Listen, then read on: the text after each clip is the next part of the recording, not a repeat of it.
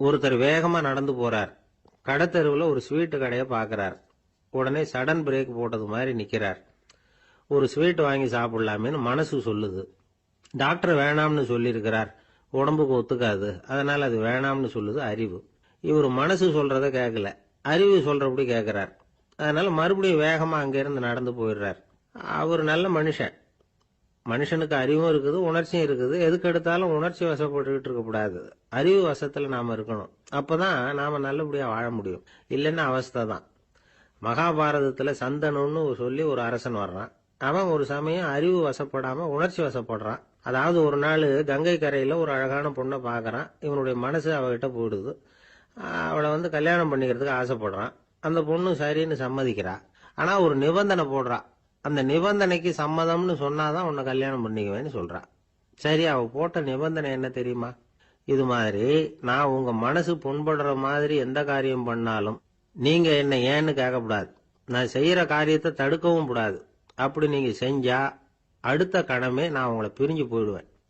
இதுதான் அந்த பொண்ணு போட்ட நிபந்தனை. சந்தன அரசன் இந்த நிபந்தனையை ஒத்துக்கலாமா? இதை அறிவுபூர்வமா யோசிச்சிருந்தா இதுக்கு கட்டுப்பட்டுக்க மாட்டான். இந்த நிபந்தனைக்கு நான் சம்மதிக்க மாட்டேன்னு தான் சொல்லியிருக்கணும்.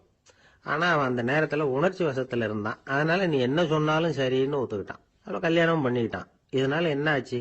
7 பச்சை இளம் குழந்தைகளை பிறந்த உடனே அவ கங்கையில தூக்கி எறிஞ்சி கொல்லக்கூடிய கோர காட்சிய இவன் ஒண்ணு பின்னாடி ஒன்னா பார்க்க வேண்டியதா போச்சு. கடைசியில 8வது குழந்தை பிறந்ததுன்னு தான் அவனுடைய அறிவு மேலோங்குது.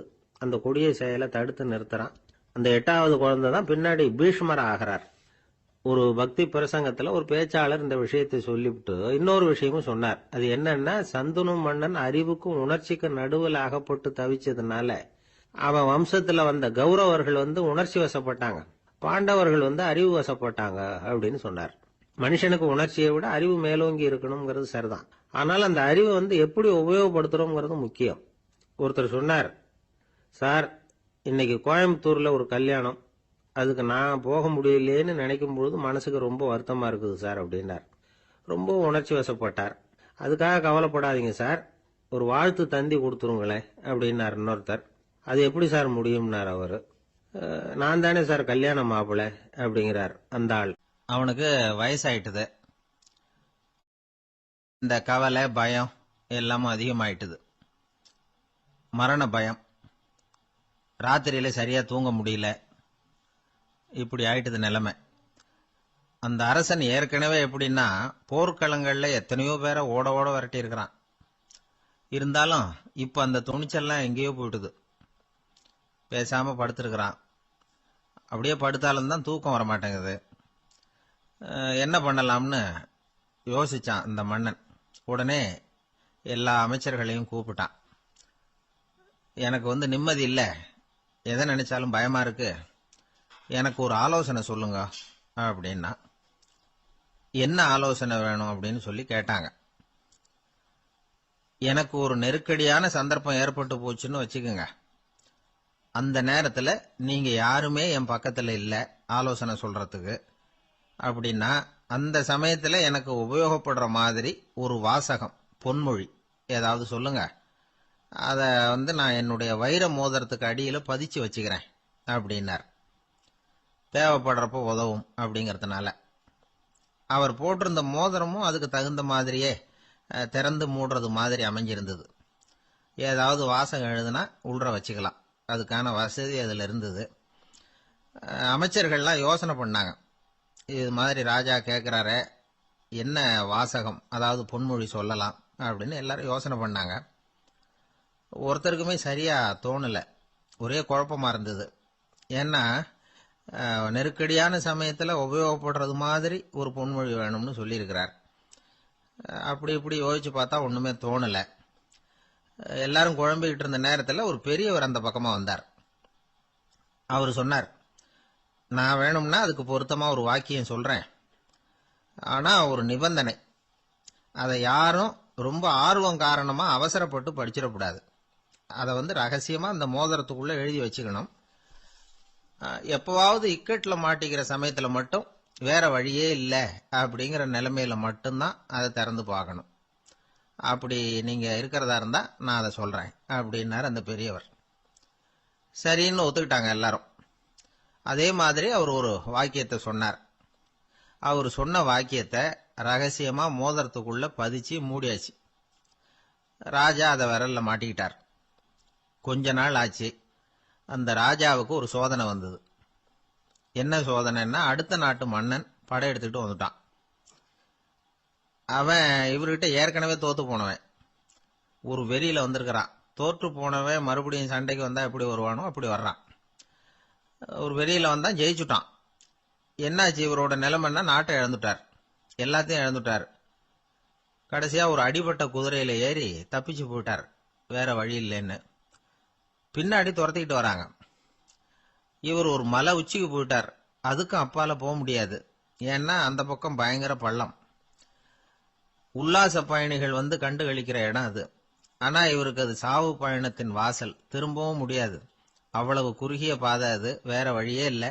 இந்த நேரம் சூரிய ஒளி மோதிரத்துல பட்டு மின்னிச்சு. உடனே இவருக்கு ஞாபகம் வந்தது. மோதிரத்தை திறந்து படிக்கிறார். அதுல இருந்த வாசகம், இந்த நிலையும் மாறிவிடும், this too will pass away. அவருக்கு ஒரு தைரியம் வந்தது. பின்னாடி வந்தவங்களும் தேசம் மாறி வேற எங்கேயோ தேடி போயிட்டாங்க. அவங்க விரட்டிக்கிட்டு வரலன்னா இவ்வளவு அழகான ஒரு இடம் இருக்கிறதே எனக்கு தெரியாம போயிருக்குமேன்னு நினைச்சார். இவ்வளவு அழகை ரசிக்கிறதுக்காக ஒரு நாட்டையே கூட இழக்கலாம்னு தோணுச்சு அவருக்கு. அமைதியா அந்த அழகை ரசிச்சார். எதிரிகள்லாம் எங்கேயோ போயிட்டாங்க. மன்னர் நாடு திரும்பினார். மறுபடியும் படைகளை திரட்டினார். கொஞ்ச நாள்ல படை எடுத்துக்கிட்டு போனார். யாருகிட்ட தோத்து போனாரோ அவரையே வெற்றி கண்டு திரும்பி வர்றார். வரவேற்பு விழா பிரமாவப்படுது. ஆடல் பாடல் கோலாகலம். இதை பார்த்தது அந்த ராஜாவுக்கு தலைகால புரியல. நம்மளை இனிமே யாராலையும் ஜெயிக்க முடியாதுன்னு நினைச்சார். அகம்பாவம் லேசா எட்டி பார்த்தது. இப்ப மறுபடியும் சூரிய ஒளிப்பட்டு மோதிரம் மின்னிச்சு. அதை திறந்து மறுபடியும் படிக்கிறார். இந்த நிலைமையும் மாறிவிடும், this too will pass away. அவ்வளவுதான். அவர் மனசு அடங்க ஆரம்பிச்சுட்டுது, ஆணவம் போயிட்டுது. இதுல இருந்து நாம தெரிஞ்சுக்க வேண்டியது என்னன்னா, எந்த சூழ்நிலையிலையும் நாம கவலைப்பட வேண்டியதில்லை. ஏன்னா இங்க எதுவுமே நிரந்தரம் இல்லை. அந்த ராஜா மாதிரியே நம்ம ஆளு ஒருத்தன் ஒரு மோதிரம் போட்டிருந்தான். அதுக்குள்ள அவன் எழுதி வச்சிருந்த வாசகம், எதுக்கும் கவலைப்படாதே அப்படிங்கிறது தான். ஒரு நாள் பயங்கரமான கவலையோட உட்காந்துருந்தான். பக்கத்துல இருந்தவங்க சொன்னாங்க, இது மாதிரி சந்தர்ப்பத்துல தான் நீ உன் மோதிரத்தை திறந்து பார்க்கணும்னாங்க. இவனுக்கு கவலையோட எரிச்சலும் சேர்ந்துக்கிட்டது. அது எப்படி முடியும், இப்ப திருட்டு போனது என்னோட அந்த மோதிரம் தானே அப்படின்னு சொல்லிவிட்டு தலையில கை வச்சுட்டு உட்காந்துட்டான். இப்படிலாம் சொல்றது உண்டு. இருந்தாலும் நாம எந்த சூழ்நிலையிலையும் கவலைப்பட வேண்டியதில்லை அப்படிங்கிற உண்மையை புரிஞ்சுக்கணும். அப்படி கவலைய வெல்றதுக்கான வழி தெரிஞ்சுட்டதுன்னா வாழ்க்கையில வெற்றி நிச்சயம். அங்க நபிகள் நாயகம் உட்கார்ந்திருக்கிறார். அந்த சமயம் அம்மா அங்க வர்றாங்க. அவங்க கையில திராட்சை பழ கொத்து, அதை கொண்டுகிட்டு நபிகள் கிட்ட கொடுக்குறாங்க. சாப்பிடுங்க அப்படின்னு சொல்லி ரொம்ப அன்பா வேண்டிக்கிறாங்க. நபிகள் நாயகமும் ரொம்ப பிரியமா அதை வாங்கிக்கிட்டார். அதுக்கப்புறம் அதை சாப்பிட ஆரம்பிச்சார். நபிகள் நாயகம் மதீனாவில் தங்கி இருந்தப்போ இது மாதிரி நிறைய பேர் பழங்களையும் தின்பண்டங்களையும் கொண்டுட்டு வந்து கொடுக்கறது வழக்கம். நபிகள் நாயகம் என்ன பண்ணுவார்னா, அதெல்லாம் வாங்குவார். உடனே பக்கத்தில் இருக்கிற தோழர்கள் எல்லாருக்கும் பகிர்ந்து கொடுப்பார், தானும் சாப்பிடுவார். இதுதான் எப்போதும் வழக்கம். ஆனா இந்த தடவை என்னாச்சு தெரியுமா, அவர் அப்படி பண்ணல. ஒவ்வொரு பழமா எடுத்து தானே சாப்பிட்டுக்கிட்டு இருக்கிறார். அவர் விருப்பமா சாப்பிடுகிற காட்சியை ஆசை தீர பார்த்துக்கிட்டு இருந்தாங்க அந்த வயசான அம்மா, அந்த பழத்தை கொடுத்தவங்க. அவங்களுக்கு ரொம்ப மகிழ்ச்சியா இருந்தது, மன நிறைவா இருந்தது. நாம ஆசையா கொண்டுகிட்டு வந்து கொடுக்குற பழத்தை நபிகள் நாயகம் இவ்வளவு பிரியமா சாப்பிடுறாரே அப்படின்னு நினைச்சு ரொம்ப சந்தோஷப்பட்டாங்க. அதுக்கப்புறம் அங்கிருந்து அவங்க புறப்பட்டு போயிட்டாங்க. இந்த அம்மா போனதுக்கு அப்புறம் பக்கத்துல இருந்த தோழர்கள் பேச ஆரம்பிச்சாங்க. ஏன்னா அவங்களுக்கு சந்தேகம், இன்னைக்கு வித்தியாசமா நடந்துகிட்டாரே அப்படின்னு. அண்ணலே, எது உங்களுக்கு வந்தாலும் எங்க எல்லாருக்கும் கொடுத்துட்டு தான் நீங்க சாப்பிடுவீங்க. இன்னைக்கு மட்டும் நீங்க அப்படி செய்யலையே, எல்லா பழத்தையும் நீங்களே சாப்பிட்டீங்களே, அதுக்கு என்ன காரணம் அப்படின்னு கேட்டாங்க. இப்படி கேட்கறதுனால நாயகம் அதை தப்பா புரிஞ்சுக்க மாட்டார் அப்படிங்கறது அவங்களுக்கு தெரியும். யாரும் எதையும் அவர்கிட்ட கேட்கலாம், அப்படி கேட்கறதுக்கு உரிமை உண்டு. இந்த ஜனநாயக முறைகளுக்கு அவர்கள் கொடுத்த மரியாதை இது. தோழர்களின் கேள்விக்கு நபிகள் பதில் சொல்ல ஆரம்பிச்சார். நண்பர்களே, அந்த அம்மா ரொம்ப பிரியமா அந்த பழங்களை என்கிட்ட கொண்டுகிட்டு வந்து கொடுத்தாங்க. முதல்ல ஒரு பழத்தை எடுத்து வாயில போட்டு பார்த்தேன். அது ரொம்ப புளிப்பா இருந்தது, சாப்பிடுறது ரொம்ப கஷ்டம். உங்ககிட்ட யாருக்காவது அதை கொடுத்திருந்தா அதுல வாயில போட்டதும் புளிப்பு தாங்காம முகம் சுளிச்சிருப்பீங்க. அதை அந்த அம்மா பார்த்துட்டாங்கன்னா வருத்தப்பட்டிருப்பாங்க. ஆசையா கொண்டுகிட்டு வந்து நமக்கு கொடுத்துருக்குறாங்க. அவங்க அன்பான மனசை நோகடிக்கிறதுக்கு நான் விருப்பப்படலை. அதனால முகம் சுளிக்காம சாப்பிடணுமேங்கிறதுக்காகத்தான் அந்த பழங்கள் பூராவே நானே சாப்பிட்டுட்டேன் அப்படின்னு புன்முறுவலோட பதில் சொன்னாராம் நபிகள் நாயகம். இன்னொருத்தர் மனசு புண்படக்கூடாதுங்கிறதுக்காக புளிப்பையும் இனிப்பா ஏற்றுக்கொள்ளுகிற பண்பாடு இருக்கு பாருங்க, அது ஒரு பெரிய நாகரிகம். அது எல்லாருக்கும் சுலபமா வந்துடாது. நல்லா இருக்கிற பழத்தையே என்ன இவ்வளவு மோசமா இருக்கேன்னு சொல்லுகிறவர்கள் தான் நம்ம கிட்ட அதிகம். இந்த காலத்துல இல்வாழ்க்கையில இந்த நாகரிகத்தை சில பேர் கடைபிடிக்கிறது உண்டு. நல்லா இருக்க இல்லையோ முகம் சுளிக்காம சாப்பிட்டுருவாங்க. ஏன்னு கேட்டா, எதுக்காக சார் வீண் வம்பு, ஏதோ நமக்குன்னு கொடுத்து வச்சது அவ்வளவுதான் அப்படின்னு நினைச்சுக்கிட்டு போக வேண்டியது தானே அப்படிம்பாங்க. இவங்கெல்லாம் கூட ஒரு விதத்துல பண்பாடு தெரிஞ்சவர்கள் தான். இப்போ ஒரு ஆளு ஊரெல்லாம் சுத்தி விட்டு கடைசியில அழுத்து போய் ஒரு ஹோட்டலுக்குள்ள நுழைஞ்சானான். ரொம்ப களைப்பா இருந்தது அவனுக்கு. அதனால ரொம்ப களைப்படைஞ்சு போய் ஒரு நாற்காலியில போய் உட்காந்துருக்கிறான். இவனை பார்த்ததும் சர்வர் ஓடி வந்தார். சார் உங்களுக்கு என்ன வேணும்னு கேட்டார். எனக்கு தேவை 2 தோசையும் கொஞ்சம் அன்பான வார்த்தைகளும் அப்படின்னா. சர்வர் உள்ள போனார். 2 தோசையை கொண்டாந்து வச்சார். அன்பான வார்த்தை கேட்டனே அப்படின்னா இவன். சர்வர் ரொம்ப பணிவா குனிஞ்சு இவன் காதோரமா சொன்னார், ஐயா இந்த தோசையை சாப்பிட்றாதீங்க, புளிச்சு போன பழைய மாவு அப்படின்னார். இது பாருங்க, அன்பான வார்த்தையும் 2 தோசையும் கேட்டார், கொண்டாந்து கொடுத்துட்டார். இப்படி இருக்கிறவர்களும் இன்றைய மனிதர்கள்ல அதிகம். அதனால மனிதர்கள் ஒவ்வொருத்தரும் ஒவ்வொரு விதம். நம்ம கிட்ட பிரியமா நடந்துகிறவர்கள் மனம் கோணும்படி நாம் நடந்து கொள்ளக்கூடாது அப்படிங்கிறது தான் நபிகள் நாயகம் அவருடைய செயல் மூலமா நமக்கு உணர்த்தி இருக்கிற வாழ்வியல் உண்மை. காதுங்கிறது எப்பவும் திறந்தே இருக்கக்கூடிய ஒண்ணுதானே. சில பேர் பேசிக்கிட்டே இருப்பாங்க, நாமும் கேட்டுக்கிட்டே தான் இருப்போம். அவர் என்ன சொன்னாரு திருப்பி சொல்லு அப்படின்னு சொன்னா சொல்ல தெரியாது. காது சரியா கேட்டாலும் நாம பேசுறத மற்றவங்க சரியா கேட்கறாங்களா அப்படிங்கிறது சந்தேகம்தான். இந்த சந்தர்ப்பத்துல ஒரு உண்மையை நாம புரிஞ்சுக்கணும். அதாவது என்னன்னா, கேட்பதுங்கிறது வேற, கவனிக்கிறதுங்கிறது வேற. அதாவது கேட்கறதுன்னா அது ஹியரிங், கவனிக்கிறது அப்படின்னா அது லிசனிங். கேட்கறதுங்கிறது தன்னிச்சையா நடக்கக்கூடிய ஒரு செயல். இப்போ ஒரு சாலையில நடந்து போயிட்டு இருக்கிறோம். எவ்வளவோ சத்தம் நம்ம காதுல விழுந்துகிட்டு இருக்கு. கார் போற சத்தம் கேட்குது, பறவை ஒரு மரத்துல இருந்து கத்துது, அந்த சத்தம் கேட்குது. இப்படி நிறைய காதுல விழுந்துகிட்டு இருக்கு. ஆனா கவனிக்கிறதுங்கிறது எப்படின்னா, நம்ம முழு மனசை செலுத்தி உன்னிப்பா கேட்கறது. எத்தனையோ சத்தத்துக்கு நடுவுல தன்னுடைய குழந்தை அழற சத்தத்தை தாய் தெரிஞ்சுக்க முடியுது இல்லையா, அது மாதிரி. விவரம் தெரிஞ்சவங்க எல்லாம் என்ன சொல்றாங்கன்னா, கவனித்தல் அதாவது லிசனிங் அப்படிங்கிற செயல்ல 3 அம்சங்கள் இருக்கிறதாக சொல்றாங்க. அது என்ன 3 அம்சங்கள் அப்படின்னா, முதல்ல காதால கேட்கறது, இது முதல் அம்சம். 2வது என்னன்னா கேட்டதை புரிஞ்சுக்கிறது. 3வது என்னன்னா என்ன புரிஞ்சுக்கிட்டோம்ங்கிறத தெரிவிக்கிறது, ஃபீட்பேக் அப்படின்னு சொல்ற மாதிரி. ஒரு ஆசிரியர் வகுப்புல பாடம் நடத்திட்டு இருக்கிறார். வெறுமனே கேட்கிற குழந்தை ஒரு காதால வாங்கி இன்னொரு காதால விட்டுடும். அதாவது கேட்கிற குழந்தை அப்படி செய்யும். ஆனா கவனிக்கிற குழந்தை கேட்டதை புரிஞ்சுக்கும். என்ன புரிஞ்சுக்கிட்டேன்னு கேட்டா பதில் சொல்லும். இதுதான் கேட்கறதுக்கும் கவனிக்கிறதுக்கும் உள்ள வித்தியாசம். ஒரு புள்ளி விவர கணக்கு என்ன சொல்லுது தெரியுமா? ஒரு மனிதன் எழுதுறது மூலமா 6% அறிவை பெருக்கிக்கிறானா, எழுதுறது மூலமா. படிக்கிறது மூலமா 19% அறிவை பெருக்கிக்கிறானா. பேசுறது மூலமா 30% அறிவை பெருக்கிக் கொள்ளுகிறான் அப்படின்னு சொல்றாங்க. ஆனா பாருங்க, கவனிக்கிறது மூலமா 45% அறிவை பெருக்கிக் கொள்ளுகிறான் அப்படிங்கிறது புள்ளி விவரம். அதனால கற்றலின் கேட்டல் நன்று அப்படின்னு சொல்றாங்க இல்லையா, அது இதுதான். அதனால கவனிக்கிறது மூலமா அதிக அறிவை நாம பெருக்கிக் கொள்ள முடியும். கேள்வி ஞானம் தான் ரொம்ப சிறந்தது அப்படிங்கிறார் வள்ளுவர். அதாவது கவனிச்சு கேட்கணும், அதுதான் முக்கியம். மற்றவங்க சொல்றத நல்லா கவனிக்க முடியாதபடிக்கு நாமே சில தடைகளை ஏற்படுத்திக்கிறோம், அல்லது நம்ம அறியாமலே அப்படி ஒரு தடை உண்டாயிடுது.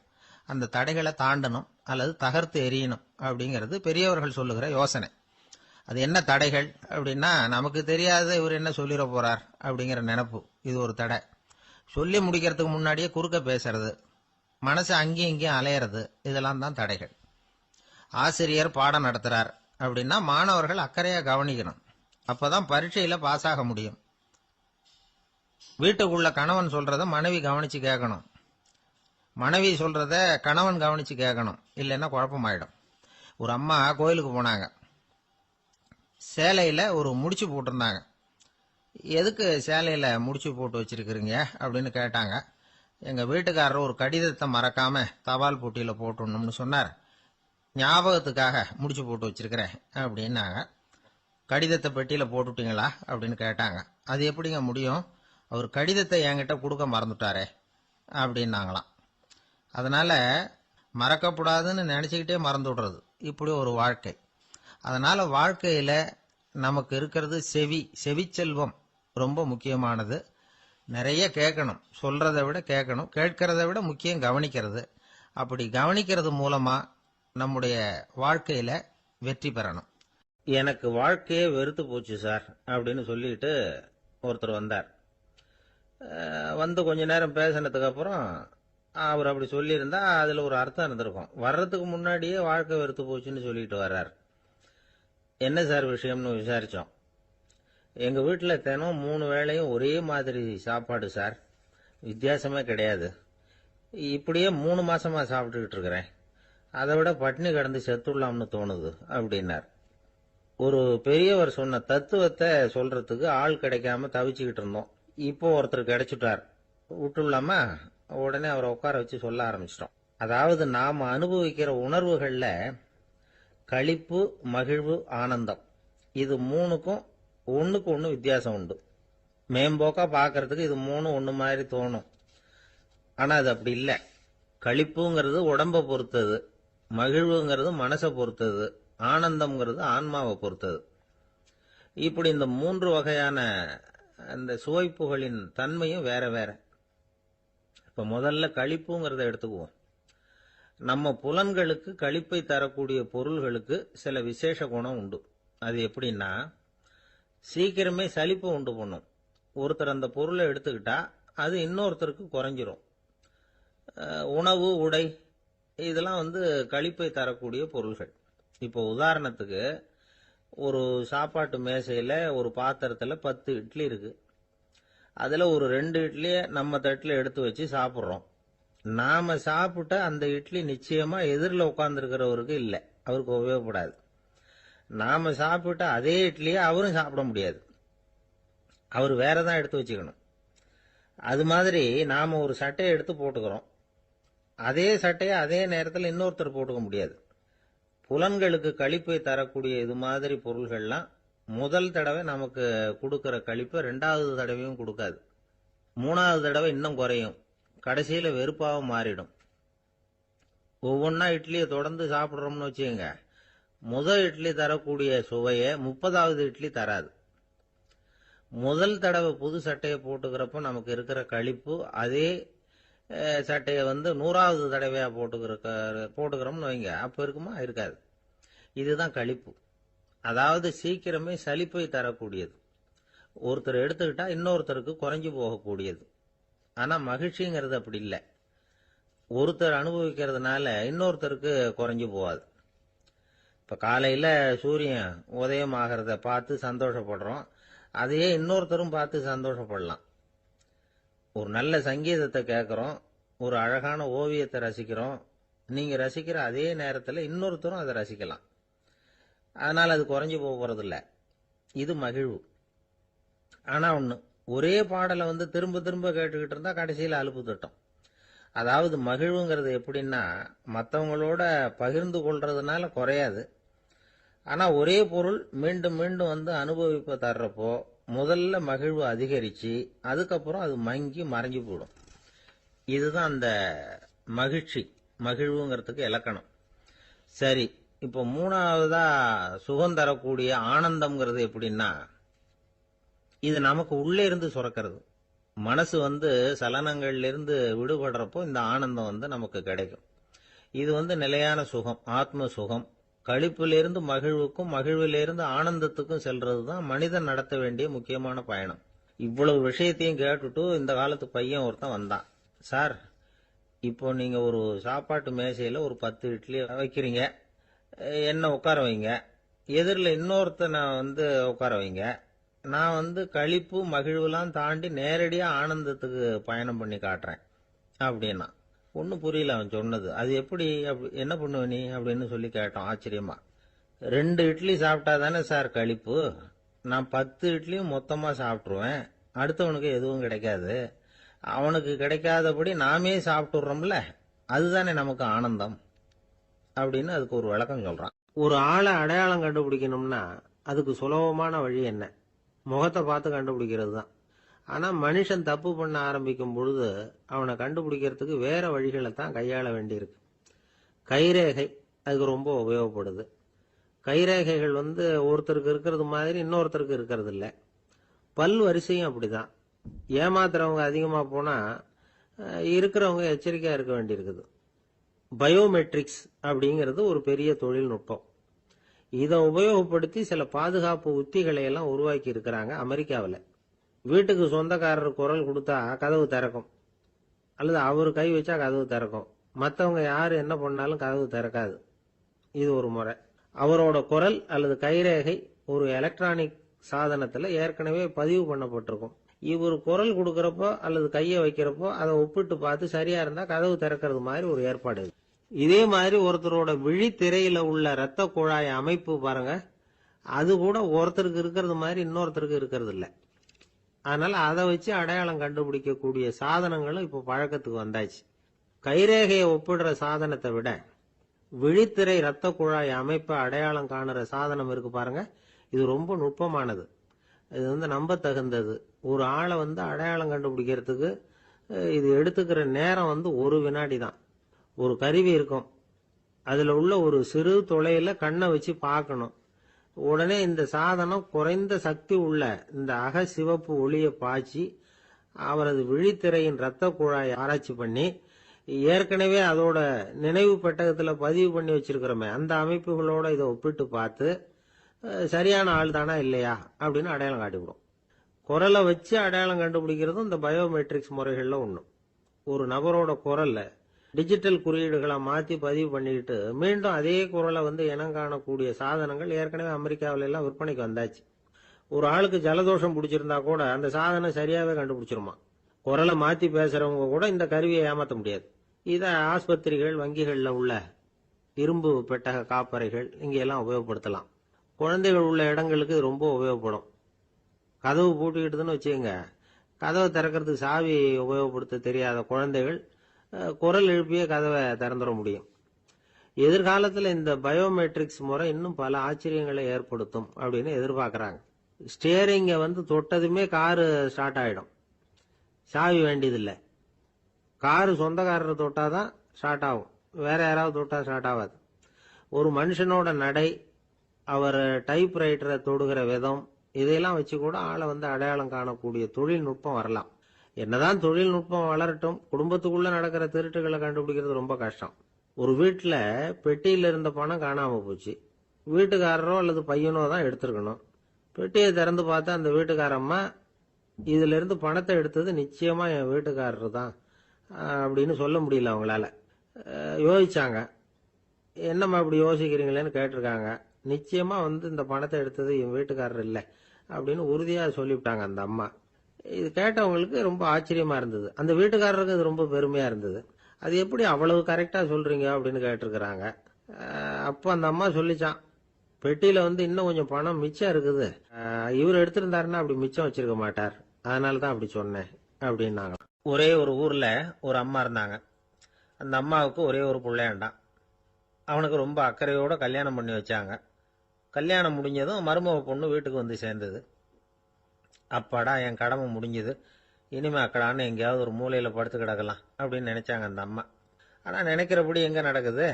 அதுக்கப்புறம் தான் பிரச்சனையே ஆரம்பமாச்சு. மருமகள் குணம் சரியில்லை, ஒரு மாதிரி.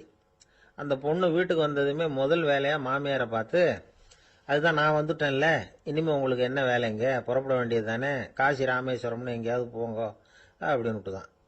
மாமியாரை பார்த்தாங்க, கொஞ்சம் யோசனை பண்ணாங்க. இந்த பாருமா, நீ இப்படி சொல்றதுக்கு முன்னாடியே வீட்டை விட்டு புறப்படணுங்கிற முடிவுக்கு நான் வந்துட்டேன். வீட்டை மட்டும் இல்ல, இந்த உலகத்தை விட்டே கூட போறதுக்கு தயாரா இருக்கிறேன். ஆனால் ஒரே ஒரு விஷயத்துக்காக என் உயிரை கையில் பிடிச்சிக்கிட்டு இருக்கிறேன் அப்படின்னாங்களாம். என்ன விஷயம்னு கேட்டது இந்த மருமக பொண்ணு. வேற ஒன்றும் இல்லை, என் பிள்ளைக்கு கல்யாணம் பண்ணி வச்சுட்டேன். ஒரு பேர புள்ள பிறந்து அதை என் கண்ணால் பார்த்துட்டேன்னா நான் எங்கே வேணும்னாலும் போகிறதுக்கு தயாராக இருக்கிறேன் அப்படின்னாங்களாம் அந்த மாமியார். மாமியார் இப்படி சொல்கிறதுலேயும் நியாயம் இருக்கிறதாக பட்டுது அந்த பொண்ணுக்கு. சரி, அப்படியே இருந்து பார்த்துட்டு போகலாம் அப்படின்னு அனுமதி கொடுத்தது. கொஞ்ச காலத்தில் ஒரு பேரன் பிறந்தான். அந்த அம்மாவும் பேரனை கண்ணால் பார்த்துட்டாங்க. சரி, பேரனை பார்த்தாச்சுல்ல, இனிமேல் புறப்பட வேண்டியது தானே அப்படின்னது மருமக பொண்ணு. மாமியார் பார்த்தாங்க. நீ சொல்கிறது சரிதாம்மா, அதில் ஒன்றும் தப்பு இல்லை. என்னோட பேரன் உங்களை அம்மா அப்பான்னு கூப்பிடுறத என் காது குளிர கேட்டுட்டு போயிடுறேனே அப்படின்னாங்களாம். சரி, அந்த ஆசையை நிறைவேறட்டும் அப்படின்னு காத்துக்கிட்டு இருந்தாங்க. பேரன் வளர்ந்தான், நடந்தான், பள்ளிக்கூடம் போனால் பெரியவனானா. மருமக பொண்ணு மறுபடியும் மாமியாரை விரட்ட ஆரம்பிச்சுட்டுது. இன்னும் புறப்புள்ளையான்னு. இதை பாருமா, இது வரைக்கும் இருந்துட்டேன்.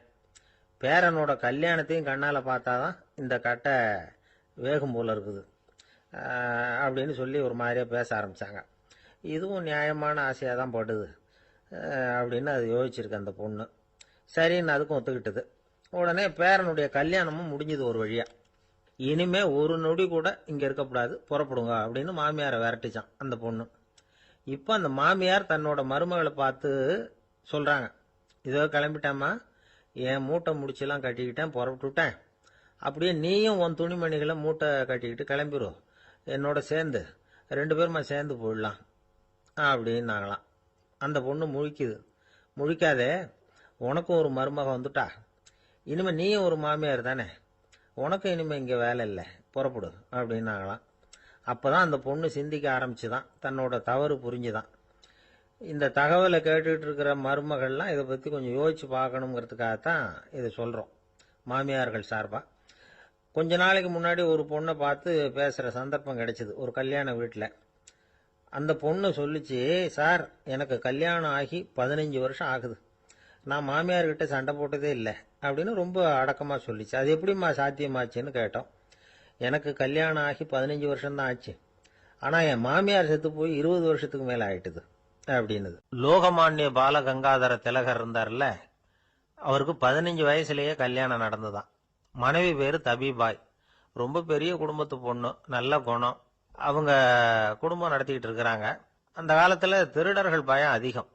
இந்த காலத்தில் மட்டும் என்னன்னு கேட்குறீங்களா? நீங்கள் கேட்குறது நியாயம்தான். இருந்தாலும் இந்த காலத்து திருடனுக்கும் அந்த காலத்து திருடனுக்கும் ஒரு முக்கியமான வித்தியாசம் உண்டு. அதாவது அந்த காலத்து திருடன்லாம் நியாயம் அநியாயம் பார்க்கறது உண்டு, இந்த காலத்தில் அப்படி பார்க்கறது இல்லை. அந்த காலத்தில் திருட வர்றவங்கள்ட்ட கூட ஒரு தார்மீக உணர்வு உண்டாம். அதாவது அப்போ உள்ள கொள்ளைக்காரங்க எதை களவாடினாலும் சரி, அரிசியை மட்டும் களவாடுறது இல்லையா, அப்படி ஒரு கொள்கை. அதனால பாருங்க, அந்த காலத்து பெண்கள் நகை நட்டுகளை பத்திரமா வைக்கணும்னா பெட்டியில் வைக்கிறது இல்லை, அரிசி பானையில் போட்டு வச்சு விடுறது. இப்பெல்லாம் பேங்க்ல சேஃப்டி லாக்கர்னு இருக்குல்ல, அது மாதிரி அந்த காலத்தில் சேஃப்டி லாக்கருங்கிறது அரிசி பானை.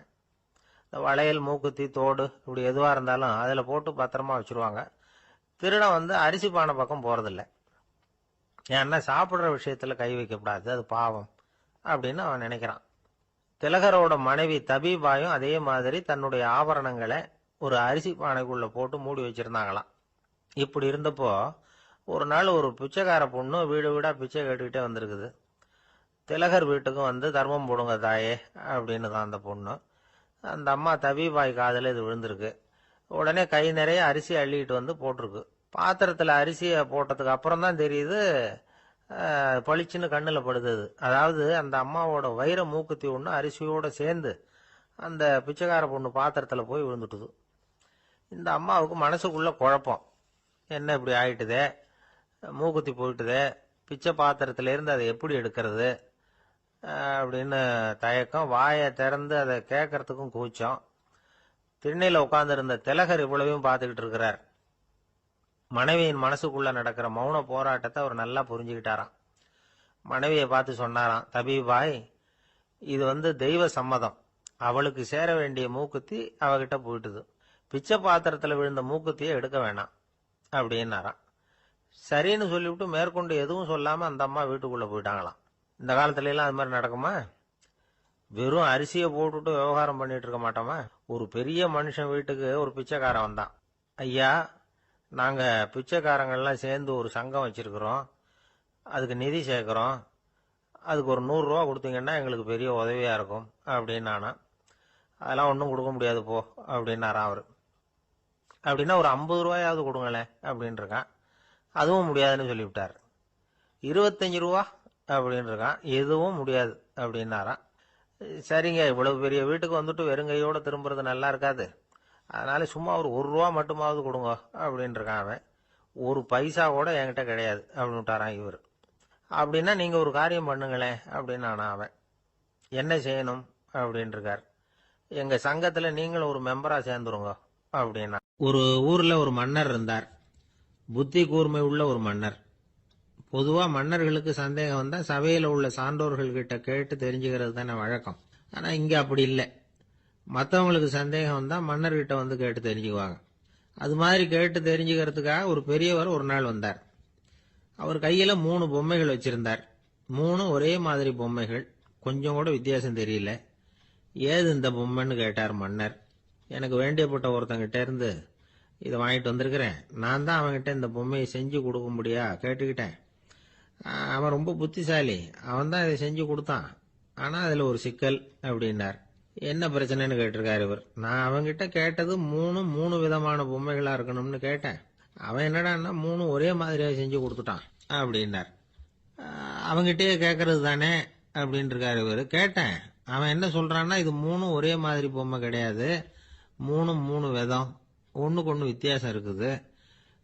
இந்த 3 பொம்மையும் 3 விதமான நண்பர்களுக்கு உதாரணங்கள் அப்படின்னு சொல்றான். எனக்கு ஒன்றும் புரியல, அதுதான் உங்ககிட்ட வந்தேன் அப்படின்னார். சரி, அந்த பொம்மைகளை இப்படி கொடுங்க அப்படின்னு வாங்கினார் மன்னர். எடுத்துக்கிட்டு உள்ள போனார். கொஞ்ச நேரம் கழிச்சு வெளியில வந்தார். அதுக்கப்புறம் சொன்னார், இத பாருப்பா, அவன் சொன்னது சரிதான், 3 விதம் தான். இது இருக்குதே முதல் பொம்மை, இது உத்தமமான நண்பனுக்கு உதாரணம். இந்த 2வது பொம்மை இது மத்தியமமான நண்பனுக்கு உதாரணம். அந்த 3வது பொம்மை இருக்குதே அது மோசமான நண்பனுக்கு உதாரணம். இதை செஞ்சவன் உண்மையிலேயே பெரிய அறிவாளி தான் அப்படின்னாராம். வந்தவருக்கு ஒன்றும் புரியல. பார்த்தா ஒன்றும் வித்தியாசம் தெரியலையே அப்படின்னு அவன் குழம்பி போய் நிக்கிறான். இப்போ அந்த மன்னர் விளக்கம் கொடுக்கிறார்.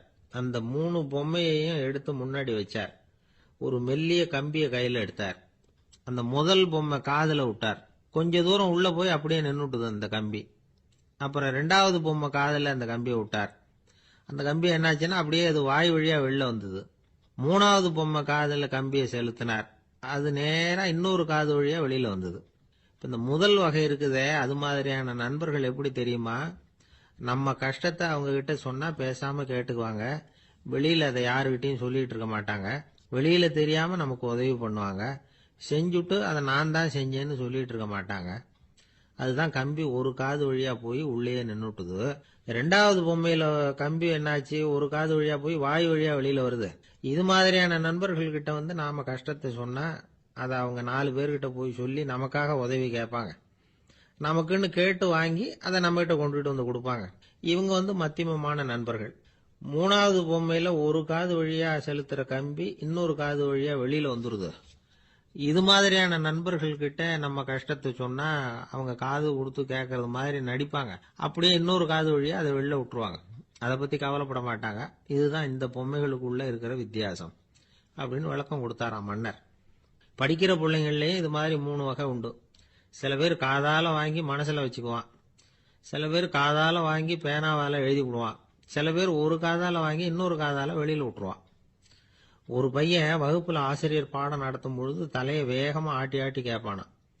ஏண்டா இப்படி தலையை இப்படி ஆட்டுற அப்படின்னு கேட்டிருக்கான் பக்கத்துல இருந்தவன். தலையை ஆட்டினா தாண்டா ஒரு காது வழியா உள்ள போறது இன்னொரு காது வழியா வெளியில வேகமா வெளில போகும் அப்படின்னானா அந்த பையன். ஆந்திர நாட்டுல ஒரு அரசர் இருந்தார். அந்த அரசர்கிட்ட ஒரு அமைச்சர் இருந்தார். அந்த அமைச்சர் பேரு ராயண பாஸ்கர். அவர் ஒரு பெரிய அறிவாளி. அது மட்டும் இல்ல, மிகச்சிறந்த கொடையாளி. யார் எது கேட்டாலும் இல்லைன்னு சொல்ல மாட்டாராம். அதன் காரணமாவே அவர்கிட்ட இருந்த செல்வம் நாளுக்கு நாள் குறைஞ்சிக்கிட்டே வந்துட்டுதான். கடைசியில குடும்பத்துக்குன்னு எதுவும் வைக்காமலே அவர் போய் சேர்ந்துட்டார். மகனும் இறந்துட்டார். அந்த குடும்பத்துல மிஞ்சி இருந்தது அவருடைய மருமகள், ஒரு பேரன், அவ்வளவுதான். இருந்த ஒரே சொத்து பழுதடைஞ்ச ஒரு வீடு. அந்த அம்மா மற்ற வீடுகளில் வேலை செஞ்சு தன்னுடைய பிள்ளைய படிக்க வச்சுக்கிட்டு வராங்க. அந்த புள்ள ஒரு பெரிய வள்ளலுடைய பேரன்கிறது அந்த பள்ளி வாத்தியார்களுக்கும் தெரியும். அதனால அவங்களும் இவங்கிட்ட கொஞ்சம் அன்பாவும் அக்கறையாகவும் பழகி பாடம் சொல்லி கொடுத்துக்கிட்டு இருக்கிறாங்க. ஒரு நாள் ஒரு புகழ்பெற்ற கவிஞர் ஒருத்தர் அந்த பள்ளிக்கூடத்துக்கு வந்திருக்கிறார். ஆசிரியர்கள் கிட்ட பேசிக்கிட்டு இருந்தப்ப ஒரு செய்தியை சொன்னாராம். ராயண பாஸ்கர்ங்கிற வள்ளல் எனக்கு நிறைய உதவிகள் செஞ்சிருக்கார், என்னை பாராட்டி பரிசுகள்லாம் கொடுத்துருக்கிறார். அந்த வள்ளல் வாழ்ந்த கிராமத்தை பார்க்கணுங்கிறதுக்காக தான் இப்போ இங்கே வந்திருக்கிறேன் அப்படின்னாராம். ஆசிரியர் உடனே இந்த பையனை கூப்பிட்டு, இதை பாருங்க, இவன் யார் தெரியுமா, நீங்க குறிப்பிடுகிற அந்த வள்ளலின் பேரன் அப்படின்னு அறிமுகப்படுத்தினாராம். கவிஞரின் கண்கள்ல ஆனந்த கண்ணீர். அந்த பரவச நிலையிலேயே அந்த வள்ளலை பற்றி கவி பாட ஆரம்பிச்சுட்டாராம். இந்த சின்ன பையன் அதை கேட்டிருக்கிறான். உடனே என்ன பண்ணான் தெரியுமோ, தன் கையில் அணிஞ்சிருந்த ஒரு பொன் வளையலை கழட்டி அந்த கவிஞருக்கு பரிசா கொடுத்துட்டானாம். எல்லாருக்கும் ஆச்சரியம். தாத்தா இருக்கும் நிலையில கொடுத்தார், பேரன் இல்லாத நிலையிலையும் கொடுக்குறான். பையனை எல்லாரும் பாராட்டினாங்களாம். இருந்தாலும் அவனுக்குள்ள ஒரு பயம் எதுவும் ஆரம்பமாச்சு. பள்ளிக்கூடம் விட்டு வீட்டுக்கு வரும்பொழுது அந்த பயம் இன்னும் அதிகமாயிட்டுது. அம்மா என்ன சொல்லுவாங்களோ தெரியலையே, ஏதோ திடீர்னு தோணிச்சு வளையல கழட்டி கொடுக்கணும்னு கொடுத்துட்டோம். குடும்பம் இருக்கிற நிலையில இப்படி நான் செஞ்சது தப்பா, வீட்டு செலவுக்கே அம்மா எவ்வளவு கஷ்டப்படுறாங்க, வீட்டுக்கு போனதும் என்ன நடக்குமோ தெரியலையே அப்படின்னு நினைச்சு பயந்துகிட்டே அவன் வீட்டுக்குள்ள அடி எடுத்து வைக்கிறான். அம்மா கூப்பிட்டு சாப்பாடு போட்டாங்க. அவங்க கண்ணில் படக்கூடாதுங்கிறதுக்காக ஒரு கையை பின்னாடி மறைச்சிக்கிட்டே இருந்தான். அம்மா இதை கவனிச்சுட்டாங்க. ஏய், உன் கையை ஏன் அப்படி வச்சிருக்கிற, உன் கைக்கு என்னாச்சு, ஏதாவது அடிபட்டு போச்சா அப்படின்னு கேட்டுக்கிட்டே கையை எடுத்து பார்க்குறாங்க. வளையல காணலை. வளையல் எங்க அப்படின்னு கேட்குறாங்க. இவன் தயங்கிக்கிட்டே நடந்ததை சொல்கிறான். அதை கேட்டதும் அந்த அம்மாவோட முகம் கோபத்தால் செவந்து போச்சான். முட்டாளே, என்ன காரியம் பண்ண அப்படின்னு கன்னத்தில் அரைஞ்சிட்டாங்களாம். அம்மா, என்னை அடிக்காத, ஏதோ தெரியாமல் தப்பு பண்ணிட்டேன் அப்படின்ட்டு இருக்கான். மகனே, வளையலை கொடுத்ததுக்காக நான் உன்னை அடிக்கலை, அப்படிங்க பின்ன எதுக்கு அடிச்சேன்னு கேட்டிருக்கான். உன் பாட்டனார் ஒரு பெரிய வள்ளல், அவர் எதையும் பாதி வேலையை செய்யறதில்ல, அவருடைய பேரை நீ அரைகுறை வேலை செஞ்சுட்டு வந்திருக்கிற அப்படின்னாங்களாம். என்னம்மா சொல்றேன் இருக்கான். நீ ஒரே ஒரு வளையலை மட்டும்தானே கழட்டி கொடுத்துருக்குற, கொடுக்கறதா இருந்தா ரெண்டையும் சேர்த்துல கொடுத்துருக்கணும், அதுதானே உங்க தாத்தாவுக்கு பெருமை அப்படின்னாங்களாம். அம்மா, தெரியாம செஞ்சுட்டேன், உங்ககிட்டையும் அரை வாங்கிட்டேன் அப்படி இப்படின்னு அவன் சொல்லியிருக்கிறான். இப்போ அம்மா கொஞ்சம் இருங்க, அந்த கவிஞர் இன்னைக்கு நம்ம ஊர்ல தான் தங்கியிருப்பார், நாளைக்கு காலையில தான் அவர் எங்க இருக்காருன்னு விசாரிச்சு இன்னொரு வளையலையும் கொடுத்துட்றேன் அப்படின்ட்டு இருக்கான். மகனே, நல்ல செயல்களை எல்லாம் நாளைக்குன்னு ஒத்தி போடாத, நாளைக்கு என்ன நடக்குங்கிறது யாருக்கு தெரியும், இப்பவே போ, எங்க இருக்காருன்னு பாரு அப்படின்ட்டு இருக்காங்க. மகன் புறப்பட்டான். பள்ளி ஆசிரியர்கிட்ட போய் கேட்டானான் அந்த கவிஞர் எங்க இருக்காருன்னு. அவர் சொன்னாராம். உடனே போய் அவர் இருக்கிற இடத்துல கதவை தட்டியிருக்கான். ராத்திரி நேரத்தில் இவனை கண்டதும் அவருக்கு ரொம்ப ஆச்சரியம். இவன் இன்னொரு கை வளையலையும் எடுத்து நீட்டியிருக்கான். அவர் திகைச்சு போய் நிற்கிறார். அவரால் என்ன பண்றதுன்னே தெரியல, ஆனந்த கண்ணீர். இது பெரியவர்கள் கூற கேட்ட ஒரு வரலாறு. இன்னைக்கு இப்படிப்பட்டவங்களை பார்க்க முடியுமா? வறுமை வள்ளல் தன்மையை ஒன்று செய்து விடாதுங்கிறதுக்கு இது ஒரு உதாரணம். ஒருத்தன் இன்னொருத்தனை பார்த்து கேட்டானா, எங்க தாத்தா உங்க தாத்தாவுக்கு 100 ரூபா கடன் கொடுத்துருக்கிறார், அதை எப்போ திருப்பி கொடுக்க போறேன்னு. கவலைப்படாத, எங்க பேரன் அதை உங்க பேரன்ட்ட திருப்பி கொடுத்துருவான் அப்படின்னு நானா. ஒரு கணவன் மனைவி எப்போ பார்த்தாலும் அவங்க 2 பேருக்கும் இடையில சண்டை வந்துகிட்டே இருந்தது. இதுல என்ன ஆச்சரியங்கிறீங்களா? நான் அதுக்காக சொல்ல வரல, இது வேற விஷயம். அதாவது சண்டை போடாம இருக்கிறதுக்கு வழி சொல்ற தகவல் இது. நான் சொன்ன அந்த கணவன் மனைவி எப்படின்னா, கணவன் ஒரு வார்த்தை சொன்னா மனைவி கிட்ட இருந்து 2 வார்த்தை பதிலா வரும். இதுக்கு கணவன் கிட்ட இருந்து 4 வார்த்தை பதிலா வரும். இப்படி வார்த்தைகள் பெருகி போய் கடைசியில வம்புல முடியும். அந்த அம்மா பொறுத்து பொறுத்து பார்த்தாங்க, அவங்களால தாக்கு பிடிக்க முடியல. பக்கத்து வீட்லயும் ஒரு கணவன் மனைவி இருந்தாங்க, அவங்களுக்குள்ள சண்டை வர்றதில்லை. அது எப்படி அவங்களால மட்டும் சண்டை போடாம இருக்க முடியுது அப்படின்னு இந்த அம்மாவுக்கு ஆச்சரியம். ஒரு நாள் நேரா பக்கத்து வீட்டு அம்மா கிட்டே போய், ஏம்மா, நீங்க எப்படி கணவனும் மனைவியும் சண்டை போட்டுக்காம இருக்கிறீங்க, அது எப்படி முடியுது உங்களால அப்படின்னு கேட்டாங்க. அதுக்குன்னு ஒரு மருந்து இருக்குது, அதை சாப்பிட்டா சண்டை வராது அப்படின்னாங்க அவங்க. சரிங்க, அந்த மருந்தை அவரு சாப்பிட மாட்டாரே, மாட்டேன்னு சொல்லிட்டா என்ன பண்றது அப்படின்னு கேட்டிருக்கிறாங்க இவங்க. அந்த மருந்து அவருக்கு இல்லம்மா, உனக்கு தான் அப்படின்னாங்களாம் அவங்க. அப்படியா, அப்படின்னா கொடுங்க, ரொம்ப நல்லதா போச்சு, அதை எப்படி சாப்பிடுறதுங்கிற விவரத்தையும் சொல்லுங்க, எங்க அது கிடைக்கும்ங்கிறதையும் சொல்லுங்க, வாங்கிக்கிறேன் அப்படின்னு கேட்டாங்களாம் இவங்க. வேற எங்கேயும் போய் வாங்க வேண்டாம், என்கிட்டயே இருக்க அந்த மருந்து, அதுல கொஞ்சம் தர்றேன், வாங்கி வச்சுக்க. உன் வீட்டுக்காரர் உன்னோட சண்டையை ஆரம்பிக்கிற போலாம் நீ இந்த மருந்துல 1 ounce வாயில ஊத்திக்கணும். அதை உடனே குடிச்சிடக்கூடாது, ஒரு 5 நிமிஷமாவது அது வாயில இருக்கணும், அதுக்கப்புறம் குடிச்சுடலாம் அப்படின்னு சொல்லி ஒரு பாட்டில் மருந்தை இந்த அம்மா கிட்ட கொடுத்து அனுப்புனாங்களாம். மருந்தை எடுத்துக்கிட்டு இந்த அம்மா வீட்டுக்கு வந்திருக்கிறாங்க. வீடு பூட்டி இருந்ததுனால கணவன் வந்து வாசல்லையே காத்துக்கிட்டு இருக்கிறான். மனைவியை கண்டதும் சண்டை போட ஆரம்பிச்சிட்டான். வீட்டை பூட்டி எங்கே போய் தொலைஞ்ச, எவ்வளவு நேரமாக ஒரு மனுஷன் வாசல்லையே காத்துட்டு கிடக்கிறது, அப்படி இப்படின்னு கத்த ஆரம்பிச்சிட்டான். மனைவி இதுக்கு பதிலே சொல்லலை. அந்த அம்மா பேசாம வீட்டை திறந்தாங்க, சமையல் அறைக்குள்ளே போனாங்க, ஒரு அவுன்ஸ் மருந்தை வாயில் ஊற்றிக்கிட்டாங்க. அன்னைக்கு சண்டை வந்து மேற்கொண்டு வளரவே இல்லை, நின்றுட்டுது. மருந்து பரவாயில்லை. அதுக்கப்புறம் பல சந்தர்ப்பங்களில் சண்டை வரும் போல இருக்கிற போலாம் இந்த மருந்து அதை நிறுத்தியிருக்கு. பிரமாதமான மருந்தாக இருக்குது இதை கொஞ்சம் அதிகமாகவே வாங்கி வீட்டில் வச்சுக்க வேண்டியது தான் அப்படின்னு முடிவு பண்ணிட்டு இந்த அம்மா மறுபடியும் பக்கத்து வீட்டு அம்மாகிட்ட போனாங்க. எவ்வளவு விலையானாலும் சரி, நான் காசு கொடுத்து வாங்கி வச்சுக்கிறேன், எந்த கடையில் இருக்குது இந்த மருந்து சொல்லுங்க அப்படின்னு கேட்டாங்க. இந்த மருந்துக்கு விலையே கிடையாதுங்க, இலவசமாகவே கிடைக்கும்னாங்களாம் அவங்க. அது எப்படி விலை இல்லாமல் இதை விற்க முடியுது அப்படின்னு கேட்டாங்களாம் இவங்க. அது மருந்தாக இருந்தால் தானே விலை வைக்கிறதுக்கு, அது வெறும் தண்ணி தானே அப்படின்னாங்களாம். வெறும் தண்ணியா சண்டையை நிறுத்துது அப்படின்னு இருக்காங்க இவங்க. அது சண்டையை நிறுத்தல, உன்னோட மௌனம் தான் சண்டையை நிறுத்துது. நீ வாயில தண்ணியை வச்சுக்கிறதுனால எதிர்த்து பேசுறதில்ல, அதனால உன்னுடைய கணவர் கோபம் வந்து சாந்தமாயிடுது அப்படின்னாங்களாம் அவங்க.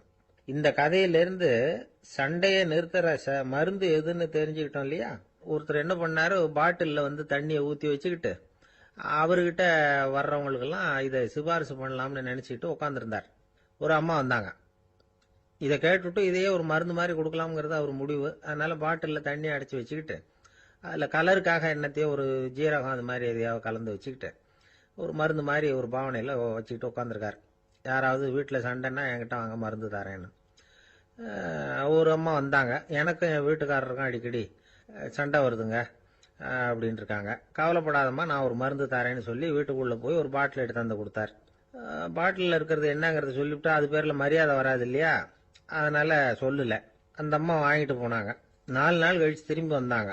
என்னம்மா வீட்டில் சண்டை நின்று போச்சான்னு கேட்டிருக்காரு இவர். அங்கே நின்று போச்சுங்க, இப்போ உங்ககிட்ட ஆரம்பமாக போகுதுன்னாங்களாம். என்னம்மா அப்படின்னு இருக்காரு இவர் பயந்து போய். பின்ன என்னங்க, நீங்கள் என்ன மருந்து கொடுத்துருக்குறீங்க என்னங்க அப்படின்னாங்களாம் கோவமா. அது வெறும் தண்ணி தானே அப்படின்னு இருக்காரு இவர். தண்ணியா இது, நல்லா பாருங்க அப்படின்னு அந்த பாட்டில் நீட்டினாங்களாம். இவர் வாங்கி பார்த்துருக்காரு. அப்புறம் தான் விஷயம் புரியுது அவருக்கு. இவர் கை தவறுதலா அவங்க வீட்டில் இருந்த மண்ணெண்ணெய் பாட்டில் எடுத்து அவர்கிட்ட கொடுத்துருக்குறாங்க. அப்புறம் என்ன ஆகும், சண்டை வராம. காஞ்சிபுரத்துல பல்லவ ராஜா ஒரு கோவில் கட்டினார், கைலாசநாதர் கோவில். அதுக்கு கும்பாபிஷேகம் பண்றதுக்கு ஒரு நாள் குறிப்பிட்டு அதுக்கு வேண்டிய ஏற்பாடுகள்லாம் பண்ணினார். முதல் காரியமா கடவுளை வேண்டிக்கிட்டார், நீங்க இந்த கும்பாபிஷேகத்துக்கு நேரில் வந்து கலந்துக்கணும்னார். கடவுள் அந்த ராஜா கனவுல வந்தார். நீ கும்பாபிஷேகம் வச்சிருக்கிற அதே நாள்ல அதே நேரத்தில் எனக்கு இன்னொரு ஊர்ல ஒரு கும்பாபிஷேகம் இருக்குது, அதுக்கு போக வேண்டியிருக்கு. அதாவது திருநின்ற ஊர்ல என்னுடைய பக்தர் ஒருத்தர், அவரும் ஒரு கோயில் கட்டி கும்பாபிஷேகம் செய்கிறார், நான் அதுக்கு போக வேண்டியிருக்கு, அதனால உன்னுடைய தேதியை நீ மாத்தி வச்சுக்கோ அப்படின்னார். கடவுள் தான் எங்கேயும் இருக்கிறவராச்சே, அவர் நினைச்சா 2 இடத்துலயும் இருந்து கோயில் கும்பாபிஷேகத்தை நடத்த முடியாதா? ஏன் அப்படி செய்யல? அது ஒரு முக்கியமான காரணத்துக்காகத்தான். திருநின்ற ஊர்ல இருந்த பூசலாருங்கிற அந்த அடியாரின் பெருமையை இந்த உலகத்துக்கு எடுத்து காட்டணுங்கிறதுக்காகத்தான் கடவுள் அந்த ராஜா கிட்ட அப்படி சொன்னார். சரி, அந்த அடியார் அப்படி என்னதான் பெருசா கோயில் கட்டி விட்டார்? ராஜா கட்டின கோயிலை விட பெருசா? அவர் கட்டினது கருங்கல்லாலேயோ மண்ணாலேயோ மரத்தாலேயோ இல்ல. அவர் கட்டின கோயில் வந்து வேற மாதிரி. அது வந்து மனசால கட்டின கோயில், மனசுக்குள்ள இருக்கிற கோவில், மனக்கோவில். அந்த அடியார் தன்னோட மனசுக்குள்ள மாசக்கணக்கா ஒவ்வொரு கல்லா சேர்த்து கட்டின கோவில். இந்த விஷயம் ராஜாவுக்கு தெரியாது. அவர் என்ன நினைச்சுட்டாரு, அது நாம கட்டின கற்கோயிலை விட ரொம்ப பெருசா இருக்கும் போல இருக்கு அப்படின்னு நினைச்சுட்டாரு. சரி, அப்பேற்பட்ட அந்த கோயிலை வந்து தரிசனம் பண்ணிவிட்டு வருவோம் அப்படின்னு நினைச்சு ராஜா திருநின்ற ஊருக்கு போறார். அங்க போய் பார்த்தா கோயிலையும் காணும், ஒன்னையும் காணும். கடைசியில பூசலார் கட்டின மணக்கோவில் தான் அதுங்கிறத அவர் புரிஞ்சுக்கிறார். உடனே அந்த அடியாரின் காலில் விழுந்து வணங்குறார். அவரோ, இது மனசால முயன்ற கோவில், இதுக்கு இத்தனை பெருமையா அப்படின்னு ஆச்சரியப்படுறார். இதுல ஆச்சரியப்படுறதுக்கு ஒண்ணும் இல்ல. ஆண்டவன் விரும்புறது அகபக்தியை தவிர புற தோற்றங்களே அல்ல. இதை நாம புரிஞ்சுக்கிட்டோம்னா நமக்குள்ள எந்த வேறுபாடுகளும் வர்றதுக்கு வழியே இல்லை. இன்னொரு ராஜா இருந்தார். அவரு ஆண்டவனுக்கு படைக்கிறதுக்காக ஒரு தார் நல்ல செவ்வாழை பழமா எடுத்துக்கிட்டு போகணும்னு நினைச்சார். அதனால முத நாளே அதை வாங்கிட்டு வர சொன்னார் வேலைக்காரங்கிட்ட. வேலைக்காரன் போனான், கடத்தெருவில் ஒரு தார் பழம் வாங்கினான். வர்ற வழியில அவன் குடிசை. அப்படியே எட்டி பார்த்துட்டு போவோமேன்னு நினைச்சான். போனான். அங்க இவனோட குழந்தை பாவம் பசியால கத்திட்டு இருக்கு. இவன் பார்த்தான், இவ்வளவு பெரிய தாரில் ஒரு 2 பழம் எடுத்தா தெரியவா போகுது அப்படின்னு நினைச்சு ஒரு 2 பழத்தை பிச்சு அந்த குழந்தைகிட்ட கொடுத்தான். அது அதை வாங்கி வயிறார சாப்பிட்டது. பசி அடங்குச்சு, விளையாட போயிட்டுது. இவன் அதுக்கப்புறம் வாழைப்பழத்தை எடுத்துக்கிட்டு அரண்மனைக்கு வந்தான். 2 பழம் பிச்சிருக்கிறது ராஜாவுக்கு தெரிஞ்சு போச்சு. இவன் உண்மையை சொல்லிவிட்டான். உடனே ராஜா, கடவுளுக்கு படைக்க வேண்டிய பொருளை குழந்தை வந்து எச்சில் பண்ண விட்டுருக்கியே அப்படின்னு சொல்லி அவனை கட்டி வச்சு சாட்டையால் அடிச்சார் பாவம். மறுநாள் பழத்தை கோயிலுக்கு எடுத்துட்டு போனார். கடவுள் முன்னாடி வச்சார். கடவுள் கண்ணை திறந்து பார்த்தார், பழம்லாம் அழுகி இருக்குது. என்ன இது அழுகி போன பழம் அப்படின்னார். ராஜா முழிச்சார். நல்லா தானே இருந்தது அப்படின்னு நினைச்சார். அப்போ கடவுள் அந்த ராஜா கிட்ட சொன்னாராம், இத பாருப்பா, இந்த தாரில் 2 பழம் தான் நல்ல பழம். அந்த 2 பழங்களையும் நேத்திக்கே நான் சாப்பிட்டுட்டேன் அப்படின்னாராம். அப்பதான் ராஜாவுக்கு புரிஞ்சுது, ஏழை குழந்தையின் பசியை தீர்க்கறதுக்காக உதவுன அந்த 2 பழம் தான் இறைவன் சாப்பிட்ட பழம்னு. இறைவன் இருக்கிற இடம் எது? இதுதான். உங்க பையன் எப்படி சார் இருக்கான் அப்படின்னு விசாரிச்சார் ஒருத்தர். அவன் என்ன சார், எதை சொன்னாலும் காதில் வாங்க மாட்டேங்கிறான், அவன் பாட்டுக்கு போறான் வர்றான் அப்படின்னு சொல்லி அழுத்துக்கிட்டார் அப்பா. பெரியவங்க சொல்றத சின்ன பிள்ளைங்க கேட்கறது இல்லைங்கிறது ஒரு குறை. பெரியவங்க சொல்றது சின்ன பிள்ளைங்க காதலியே விழறது இல்லைங்கிறது ஒரு குறை. இது கொஞ்சம் சீரியஸான விஷயம், கவனிச்சு பார்க்கணும். ஒரு குழந்தைக்கு காது சரியா கேட்குதா இல்லையா அப்படிங்கிறத நாம தான் கவனிச்சு பார்த்து கண்டுபிடிக்கணும். அதுவா நம்ம கிட்ட தவழ்ந்து வந்து, அப்பா எனக்கு காது கேட்கல, அழைச்சிட்டு போங்க டாக்டர்கிட்ட அப்படின்னுலாம் சொல்லிட்டு இருக்காது. அது சரி, ஒரு குழந்தைக்கு காது சரிவர கேட்குதா இல்லையா அப்படிங்கிறத முன்கூட்டியே நாம தெரிஞ்சுக்கிறது எப்படி? அதுக்கு சில வழி இருக்கு. உங்க குழந்தைய கொஞ்சம் அப்படி கவனிச்சு பாருங்க. அடிக்கடி ஜலதோஷம், காதுல அரிப்பு ஏற்படுதா, மூக்கு வந்து விரிவாகவும் அப்புறம் வந்து டான்சில், அடினாய்டு, சத அழற்சி இது மாதிரி ஏதாவது இருக்கா, வாயிலிருந்து எச்சில் ஒழுகுதா, குழந்தை வாயினால சுவாசிக்குதா, பற்கள் வந்து முன்னாடி தள்ளி வளருதா, இதெல்லாம் அதுக்கு அறிகுறி. அப்புறம் இந்த V, B, D, F, T H இப்படி இந்த ஒலிகள் சேர்ந்த வார்த்தைகளை வந்து குழந்தை வந்து சரியா புரிஞ்சுக்காது. இப்போ உதாரணத்துக்கு பட்டுன்னு சொல்லு குழந்தை அப்படின்னீங்கன்னா அது வந்து கட்டுன்னு சொல்லும். அதாவது பட்டு சவுண்டை அதால புரிஞ்சுக்க முடியல. அப்புறம் உங்க குழந்தை வந்து உங்களை உறக்க பேச சொல்றானா, அடிக்கடி கேள்வி கேட்கறானா, சாப்பிட்றப்போ கவனம் இல்லாம இருக்கானா, படிப்புல போதுமான முன்னேற்றம் இல்லையா, வகுப்புல சரியா கவனிக்கிறது இல்லையா, இப்படிலாம் இருந்தா ஆரம்பத்திலேயே டாக்டர்கிட்ட அழைச்சிட்டு போய் சிகிச்சையை வந்து ஆரம்பிச்சுடலாம், குணப்படுத்தி விடலாம். குழந்தைக்கு காது சரியா கேட்கலன்னா நீங்க செய்ய வேண்டியது என்ன தெரியுமா? அவனுக்கு காது கேட்கலங்கிறதுக்காக அவன் முன்னாடி சத்தம் போட்டு பேசக்கூடாது. மெதுவா சீரா பேசணும், அவனை பார்த்து பேசணும். உங்க உதட்டு அசைவுகள் வந்து அவனுக்கு உதவும், அதை பார்த்தே புரிஞ்சுக்குவான். நீங்க வாயில வெத்தலை பாக்கு போட்டுக்கிட்டோ புகை பிடிச்சிக்கிட்டோ பேசக்கூடாது. அப்படி பேசினா அவனால அந்த உச்சரிப்பை சரியா புரிஞ்சுக்க முடியாது. ஒரு வார்த்தையை சொல்றீங்க, அவனுக்கு புரியல அப்படின்னா அதே வார்த்தையை மறுபடியும் சொல்லணும். அவனுக்கு நீங்க முதல்ல சொன்ன வார்த்தை புரியலன்னு நினைச்சுக்கிட்டு மறுபடியும் திருப்பி சொல்றப்போ அதே அர்த்தம் வரக்கூடிய வேற வார்த்தையை சொல்லக்கூடாது. இப்படிலாம் நடந்துகிட்டா அவனுக்கு வந்து மன திடத்தை ஏற்படுத்த முடியும். இல்லைன்னா அவனுக்கு வந்து தாழ்வு மனப்பான்மை வந்துடும். குழந்தைக்கு காது கோளாறுன்னா ஆரம்பத்திலேயே டாக்டர்கிட்ட அழைச்சிட்டு போனா போதும், குணப்படுத்தி விடலாம். அப்புறம் பார்த்துக்கலாமே அப்படின்னு அலட்சியமா இருந்துட்டாதான் கஷ்டம். சில பேர் கோபத்துல சின்ன பிள்ளைங்க காதை பிடிச்சி திருகிறது உண்டு. இது ரொம்ப தப்பு. காது கையோட வந்துட்டா என்ன பண்றது? ஒரு வேடிக்கை கதை, அது கதை தான், நிஜமா நடந்தது இல்லை, அது மாதிரி நடக்கவும் நடக்காது. ஒரு வேடிக்கைக்காக சொல்லப்படுற கதை. அதாவது ஒரு வீட்டில் அப்பா வந்து அம்மாவை பார்த்து சொல்லிட்டு இருக்கார், இதை பாரு, நாளைக்கு காலையில் என்னை சீக்கிரம் எழுப்பி விட்டுரு, நான் செங்கல்பட்டு வரைக்கும் போயிட்டு வர வேண்டியிருக்கு அப்படின்னாராம். இதை அவங்க பையன் காதில் வாங்கிட்டு இருக்கான். அப்பாவுக்கு சிரமம் வேண்டாமே அப்படின்னு நினைச்சு அவனே காலையில யாருக்கும் தெரியாம எழுந்திருச்சு புறப்பட்டு செங்கல்பட்டு போட்டான். சாயந்தரமா திரும்பி வந்தான். அப்பா பையனை காணாம அலமோதிக்கிட்டு இருக்கிறார். சாயந்தரமா பையனை பார்த்ததும் எங்கடா போயிட்டு வந்தேன்னு கேட்டார் கோவமா. செங்கல்பட்டுக்கு போயிட்டு வந்தேப்பா, நீ வேணா அலைய வேண்டாமேன்னு அப்படின்னா. எதுக்குடா போனேன்னு அதட்டினார். அதான்ப்பா, நீ நேற்று வந்து அம்மா கிட்ட சொல்லிக்கிட்டு இருந்த, அதை காதில் வாங்கினேன், உனக்காக நான் போயிட்டு வந்தேன் அப்படின்னா.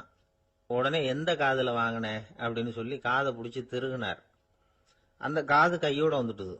இது நடந்து கொஞ்ச நாள் கழிச்சு அந்த அப்பாவும் பையனும் கடத்தெருவில் போய்கிட்டு இருக்கிறாங்க. எதிரில் ஒரு நாய் ஓடி வந்தது. அதுக்கு 2 காதும் இல்லை. என்ன இது, இந்த நாய்க்குட்டிக்கு 2 காதும் இல்லை அப்படின்னாரு அப்பா. அதுக்கு பையன் சொல்றான், அப்பா அது 2 தடவை செங்கல்பட்டுக்கு போயிட்டு வந்துருவோம் அப்படின்னு. ஒரு காட்டுல ஒரு முனிவர் இருந்தார். ஒரு நாள் அவரை தேடிட்டு 4 பேர் வந்தாங்க. சுவாமி, எங்களுக்கு ரொம்ப நாளா ஒரு சந்தேகம்னாங்க. என்னன்னு கேட்டார். இந்த உலகத்துல எவ்வளவோ காரியங்கள் நடக்குது, எது நியாயம் எது அநியாயம் அப்படின்னு புரிஞ்சுக்க முடியலன்னாங்க. அது யாராலையும் புரிஞ்சுக்க முடியாதுன்னார் முனிவர். வந்தவங்களுக்கு ஆச்சரியமா போச்சு. ஒரு மாதிரியா பார்த்தாங்க. இத முனிவர் கவனிச்சார். சரி, புறப்படுங்க என்னோடன்னார். எங்கன்னு கேட்டாங்க. இப்போ உங்க 4 பேரையும் ஒரு புஷ்பக விமானத்துல அழைச்சிட்டு போறேன். இந்த உலகத்துல சர்வசாதாரணமா நடக்கக்கூடிய ஒரு காட்சியை உங்களுக்கு காட்ட போறேன். நீங்க பார்க்க போற அந்த காட்சி நியாயமா அநியாயமா அப்படிங்கறத என்கிட்ட சொல்லணும். நீங்க சரியான பதில் சொன்னா புஷ்பக விமானத்துல தொடர்ந்து பிரயாணம் பண்ணலாம். தவறான பதில் சொன்னா இந்த புஷ்பக விமானம் உங்களை கீழே தள்ளி விட்டுரும் அப்படின்னார். 4 பேருக்கும் பயம்தான். இருந்தாலும் முனிவர் கூப்பிடுறாரு அப்படின்னு சொல்லி புறப்பட்டாங்க.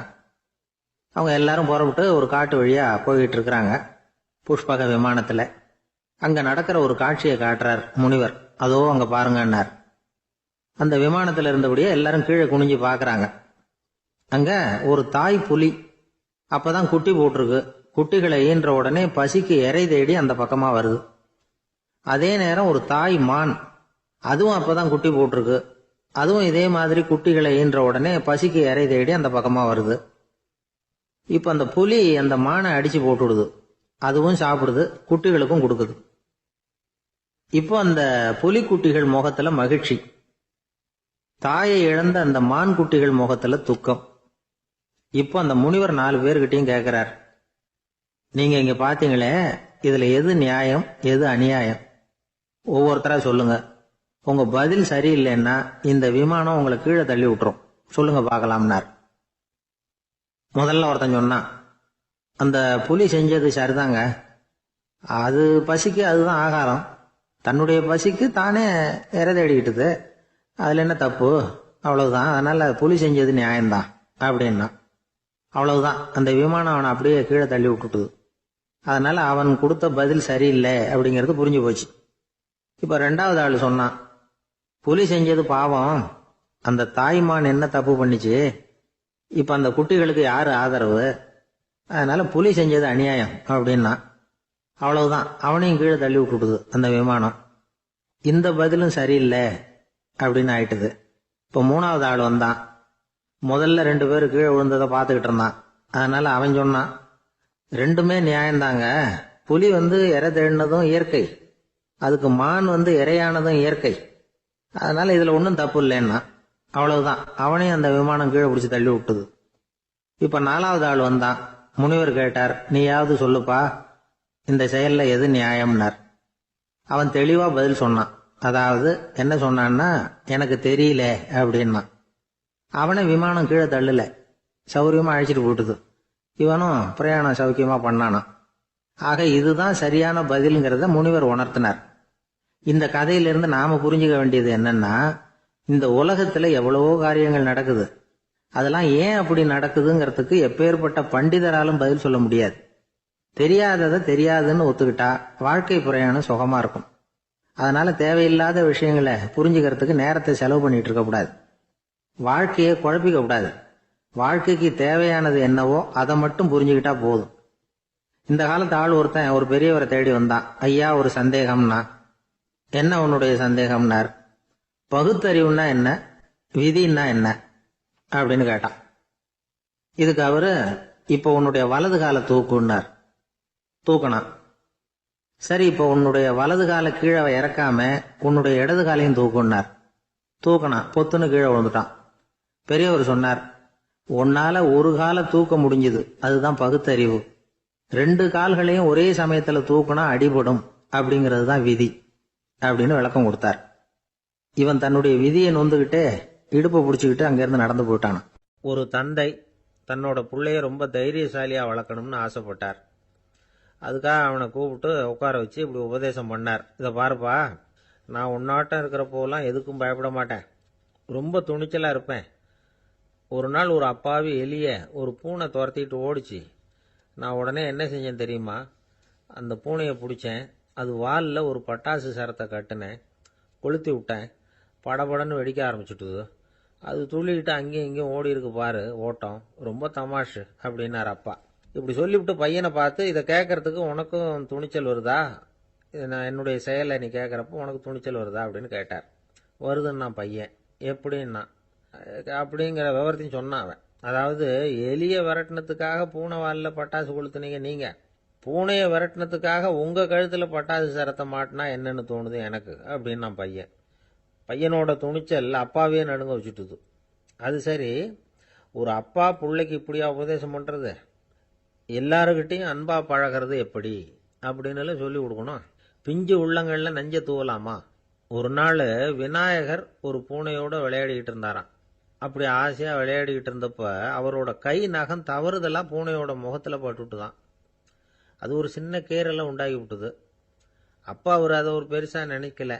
கொஞ்ச நேரத்துக்கு அப்புறம் விநாயகர் வீட்டுக்கு வந்தார். அவங்க அம்மா பார்வதி தேவியை பார்த்தார். பார்வதி தேவி கன்னத்துல விரலால கீறினது மாதிரி ஒரு அடையாளம் இருந்தது. விநாயகருக்கு அதிர்ச்சி, ஆச்சரியம். நம்ம அம்மா இந்த உலகத்துக்கே தாயார், அப்பேற்பட்ட அவங்க முகத்திலேயே கீறலை உண்டாக்கக்கூடியவங்க யாரா இருக்க முடியும் அப்படின்னு யோசனை பண்ணார். தாயே, உன்னுடைய கன்னத்தில் இந்த வடு எப்படிம்மா ஏற்பட்டதுன்னு கேட்டார். குழந்தாய், இது நீ செஞ்ச காரியம்தான்ப்பா, உன்னுடைய கை நகம் கீறினதுனால ஏற்பட்ட வடு தான் இது அப்படின்னாங்க அவங்க. விநாயகர் திடுக்கிட்டு போட்டார். எப்படிம்மா அது? நான் எந்த காலத்திலையும் உன்னை அப்படி கீறினதாக எனக்கு நினைவு இல்லையே அப்படின்னார். இன்னைக்கு காலையில் ஒரு பூனையை கீறினதை நீ மறந்துட்டியா அப்படின்னாங்க அந்த அம்மா.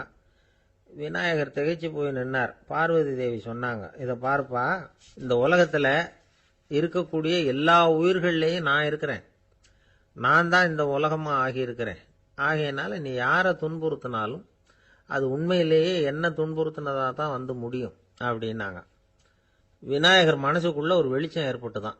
அதுக்கப்புறம் அவர் யாரையுமே கல்யாணம் பண்ணிக்காததுக்கு அதுதான் காரணமா. இந்த உலகத்தில் எல்லாரையும், இங்கே இருக்கிற எல்லாத்தையும் தாயின் வடிவமாக அவர் பார்க்க ஆரம்பிச்சிட்டாராம். குருதேவர் ராமகிருஷ்ணர் இந்த கதையை எடுத்து சொல்லியிருக்கிறார்.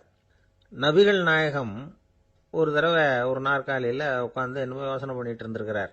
அப்போ அவரோட உடையில ஒரு கீழ்ப்பகுதி தரையில் படிஞ்சு கிடந்திருக்குது. அங்கே விளையாடிக்கிட்டு இருந்த ஒரு பூனை அது மேலே வந்து படுத்து தூங்கி போச்சு. தொழுகை செய்ய வேண்டிய நேரம் வந்துட்டது. நபிகள் நாயகம் எழுந்திருக்க பார்த்தார். அப்போதான் பூனை தன்னோட உடை மேலே படுத்து தூங்கிட்டு இருக்கிறது கண்ணில் படுது. பூனையோட தூக்கத்தை கலைக்க விரும்பல அவர். தன்னுடைய சகோதரியை கூப்பிட்டார். ஒரு கத்திரிக்கோல் எடுத்துட்டு வர சொன்னார். பூனை படுத்திருந்த உடை பகுதி மட்டும் இருக்குல்ல, அதை மட்டும் அதோட கத்திரிச்சு விட்டுட்டு அதுக்கப்புறம் அவர் எழுந்திரிச்சு தொழுகைக்கு போனாராம். அதாவது பிற உயிர்கள்கிட்ட எப்படி அன்பு காட்டணுங்கிறத பெரியவங்க எவ்வளவோ விதத்தில் நமக்கு எடுத்து காட்டியிருக்கிறாங்க. இருந்தாலும் எத்தனை பேர் மனசில் அதெல்லாம் உரைச்சிருக்குது? நாமளும் நம்ம ட்ரெஸ்ஸு மேலே ஒரு பூனை படுத்திருந்தா ஒரு கத்திரிக்கோலை தான் தேடுவோம், எடுத்துகிட்டு வர சொல்லுவோம். துணியை வெட்டுறதுக்கு பதிலாக இல்லை அதோட வாழை வெட்டினா என்ன அப்படின்னு தோணும். ஒரு ஆள் ரொம்ப பிரியமாக ஒரு பூனையை ஆற்றுல குளிப்பாட்டிக்கிட்டு இருந்தானா. எப்படி? அந்த பூனையை ஆற்று தண்ணியில் அமுக்கி அமுக்கி குளிப்பாட்டிக்கிட்டு இருக்கிறான். அந்த வழியாக போன பெரியவர் ஒருத்தர் இதை பார்த்தார். இதை பார்ப்பா, பூனையை அது மாதிரி ஆற்று தண்ணியில் அமுக்கி குளிப்பாட்டாத, மூச்சு திணறி செத்து போடும் அப்படின்னு அட்வைஸ் பண்ணார். நீ போய் அவன் வேலையை பார்த்துக்கிட்டு, எனக்கு எல்லாம் தெரியும்னா இவன். சரின்னு அவர் போயிட்டார். கொஞ்ச நேரம் கழித்து அவரே அந்த வழியாக திரும்பி வந்துக்கிட்டு இருந்தார். ஆற்றுல பூனையை குளிப்பாட்டிக்கிட்டு இருந்தவன் அழுதுகிட்டு உட்காந்துருக்கிறான். பக்கத்தில் அந்த பூனை செத்து கிடக்குது. இதை பார்த்தார் பெரியவர். நான் தான் அப்போவே சொன்னேனே அந்த பூனையை ஆற்றுல நினைக்காதேன்னு, அதை கேட்டிருந்தா இப்படி ஆயிருக்குமா அப்படின்னார். அந்த ஆள் கோபமாக இவரை முறைச்சி பார்த்தான். அட போய்யா, இந்த பூனை ஆற்றுல குளிச்சதுனால ஒன்றும் செத்து போகல, குளிச்சதுக்கு அப்புறம் அதோட உடம்பு ஈரமாக இருக்குதுன்னு அதை புழிஞ்சேன், அதனால தான் இப்படி ஆயிட்டுது அப்படின்னானா. ஒரு தீக்குச்சி தீப்பெட்டியை பார்த்து கேட்டுதான், நாம் 2 பேரும் தானே உரசிக்கிறோம், ஆனால் நான் மட்டும் தீ பிடிச்சி எரிஞ்சு போகிறேன், நீ அப்படியே இருக்கிறியே அப்படின்னு தான். அதுக்கு தீப்பெட்டி சொல்லியிருக்குது, உனக்கு தலையில் கணம் இருக்குது அதனால் அழிஞ்சு போகிற அப்படின்னு தான். எப்படி இருக்கு பாருங்கள் இந்த பதில். தலையில் கணம் உள்ளவங்க யாருமே சரியாக இருக்க முடியாது. எவ்வளவு பெரியவங்களாக இருந்தாலும் சரி, ரொம்ப கஷ்டம்தான் அது. கர்வம்ங்கிறது கூடவே கூடாது. இதை விளக்கறதுக்கு மகான் ஒருத்தர் ஒரு சம்பவத்தை சொல்கிறார். அர்ஜுனன் தீர்த்த யாத்திரை பண்ணானா.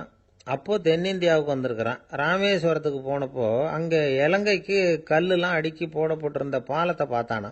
ஒரு சின்ன குரங்கு அதுக்கு பக்கத்தில் விளையாடிக்கிட்டு இருந்திருக்கு. அதை பார்த்துட்டு அர்ஜுனன் சிரிச்சிருக்கான். ஏன் சிரிக்கிறேன்னு கேட்டிருக்கு அந்த குரங்கு. ராமன் மிகச்சிறந்த வில் வீரன். அப்படி இருக்கிறப்போ அவன் இலங்கைக்கு அம்புகளாலேயே ஒரு பாலம் கட்டியிருக்கலாம். அதை விட்டுட்டு போயும் உன்ன மாதிரி குரங்குகளை துணையாக வச்சுக்கிட்டு இப்படி ஒரு கருங்கல் பாலத்தை கட்டியிருக்கிறானே அப்படின்னு நானா. அம்புகளால் பாலம் கட்ட முடியுமா அப்படின்னு கேட்டுதான் குரங்கு. ஏன் முடியாது, என்னால் முடியுமேன்னு இருக்கான் அர்ஜுனன். அம்பால் பாலம் கட்டலாம், இருந்தாலும் என்ன மாதிரி குரங்குகள் ஏறி நடந்தா அது தாங்குமா? அதனால தான் ராமர் கருங்கல் பாலமே கட்டினார் அப்படின்றது குரங்கு சொல்லிச்சான். அப்படியே சொல்கிற, நான் வேணும்னா இப்போ அம்புகளாலேயே ஒரு பாலத்தை கட்டுறேன், நீ அது மேலே ஏறி நடந்து பார். பாலம் விழுந்துட்டுதுன்னா நான் தீ மூட்டி அதில் குதித்து உயிர் தியாகம் பண்ணி விடுறேன் அப்படின்னு நான் ரொம்ப கோபமாக. உடனே அந்த சின்ன குரங்கு பெரிய உருவம் எடுத்துட்டு தான் கையில் கதையோடு அர்ஜுனன் முன்னாடி நிற்கிறான் அனுமன். பார்த்தா, என்னுடைய தலைவர் ராமரையா இழிவாக பேசுகிற, நீ இப்போ பாலம் கட்டு, நான் என்னுடைய பலத்தை காட்டுறேன் அப்படின்னு அனுமன். அர்ஜுனன் தன்னுடைய காண்டிபத்தை எடுக்கிறான், சரமாரியாக அம்புகளை விடுறான். அதெல்லாம் ஒன்னோட ஒன்று கோத்துக்கிட்டு அப்படியே பாலம் மாதிரி நிற்கிது. அர்ஜுனன் தலை நிமிர்ந்து நின்னான். அனுமன் உயர கிளம்பி அங்கேருந்து பாலத்தில் பொத்துன்னு இறங்கினான். பாலம் அப்படியே நொறுங்கி போச்சு தூள் தூளா. என்ன அர்ஜுனா, இப்போ என்ன செய்ய போற அப்படின்னு நான் ஏளனமா. அர்ஜுனன் தலையை தொங்க போட்டுக்கிட்டான். சொன்னபடி தீ மூட்டி அதில் குதிக்கிறதுக்காக 3 தடவை சுற்றி வந்தான். அப்போது கிருஷ்ணர் அங்கே வந்தார். என்ன அர்ஜுனா, என்ன நடக்குது, என்ன இது அப்படின்னு ஒன்றும் தெரியாத மாதிரி கேட்டார். அர்ஜுனன் வாயை திறக்கிறதுக்கு முன்னாடி அனுமன் வாயை திறந்தான், நடந்ததை சொன்னான். அர்ஜுனன் சவால் விட்டபடி உயிர் திறந்தே ஆகணும்னா அனுமன். கிருஷ்ணர் யோசனை பண்ணார். நல்லது, இந்த சவால் விட்டதுக்கும் நடந்ததுக்கும் யார் சாட்சி? பெரியவர் ஒருத்தரை சாட்சியாக வச்சுக்கிட்டல்லவா நீங்கள் இந்த போட்டியை நடத்தியிருக்கணும் அப்படின்னார். அதனால் என்ன, இப்போ மறுபடியும் அந்த போட்டியை நடத்திவிட்டா போச்சு, என்னால் அந்த அம்பு பாலத்தை நொறுக்க முடியாதா அப்படின்னு அனுமன். சரி, இப்போ மறுபடியும் அது நடக்கட்டும்னார் கிருஷ்ணர். அர்ஜுனன் அம்பு பாலம் அமைச்சான். அனுமன் ஏறி குதிச்சான். பாலம் அசைஞ்சு கொடுக்கவே இல்லை, அவ்வளோ உறுதியாக இருக்குது. இப்போ அனுமன் தலையை குனிஞ்சுக்கிட்டான். அர்ஜுனன் நன்றியோடு நிமிர்ந்து பார்த்தான். கிருஷ்ணருடைய தோள்கள்லேயும் முதுகள்லேயும் ரத்தம். என்ன சுவாமி, என்ன நடந்ததுன்னு நான் பதறி போய், உன் அம்பு பாலத்தை நான் தான் முட்டு கொடுத்து தாங்கிக்கிட்டு இருந்தேன். அனுமன் குதிச்சப்போ என் மேலே ஏற்பட்ட காயங்கள் இவை. பின்ன உன்னுடைய அம்பு பலத்தினாலேயா பாலம் நின்னுதுன்னு நினைக்கிற அப்படின்னாராம். முதல்ல அர்ஜுனன் அப்புறம் அனுமன் 2 பேருக்குமே கர்வ பங்கம் ஆயிட்டு தான். அதாவது அவங்க கிட்ட இருந்த கர்வம் போயிட்டுது. யாரா இருந்தாலும் கர்வம் கூடாதுங்கிறத இதிலிருந்து நாம புரிஞ்சுக்கணும். இந்த காலத்தில் நாமெல்லாம் எந்த விஷயத்துக்கெல்லாம் கர்வப்பட்டுக்கிட்டு இருக்கோம் தெரியுமா? 2 பெண்கள் தங்களுடைய கணவன்மார்களை பற்றி ரொம்ப பெருமையாக பேசிக்கிட்டாங்களாம். அதில் ஒரு அம்மா சொல்லியிருக்கு, என் வீட்டுக்காரர்கிட்ட எந்த சப்ஜெக்ட் கொடுத்தாலும் சரி அந்த விஷயத்தை பற்றி அழகாக 1 மணி நேரம் பேசுவார் அப்படின்னாங்களாம்.